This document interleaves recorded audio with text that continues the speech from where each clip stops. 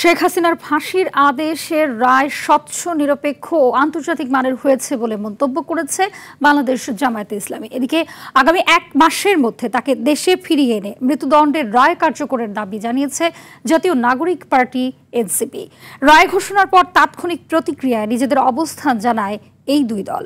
আর জানাচ্ছেন সর্দার নাজিব।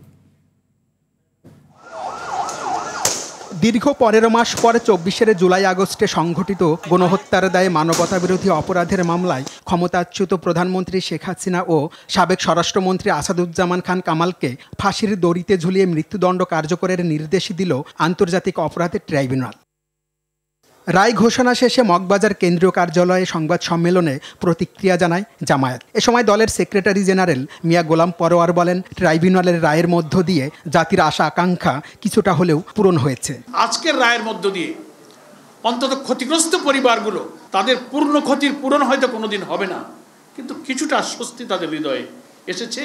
এই পলাতক মৃত্যুদণ্ড প্রাপ্ত আসামিকে যারা আশ্রয় দিয়েছেন, আমরা মনে করি এই ঘৃণ্য অপরাধীদের পক্ষে তারা অবলম্বন করেছে। আমরা দাবি করব তাদের অবশ্যই বাংলাদেশে ফেরত দিতে হবে।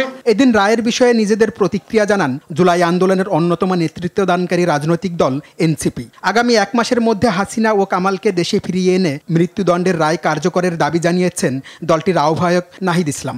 আমরা এই রায়কে স্বাগত জানাই। আমরা মনে করি যে জুলাই আগস্টে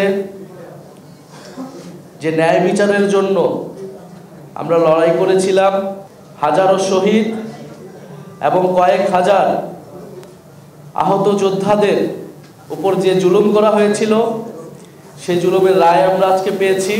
ঐতিহাসিক এই রায়ের পেছনে সব রাজনৈতিক দল ছাড়াও আহত ও শহীদ পরিবার এবং জুলাই যোদ্ধাদের অবদান রয়েছে উল্লেখ করে নাহিদ ইসলাম বলেন, দল হিসেবে আওয়ামী লীগেরও বিচার নিশ্চিত করতে হবে। এই রায় দ্রুত সময়ের মধ্যে কার্যকর করতে হবে।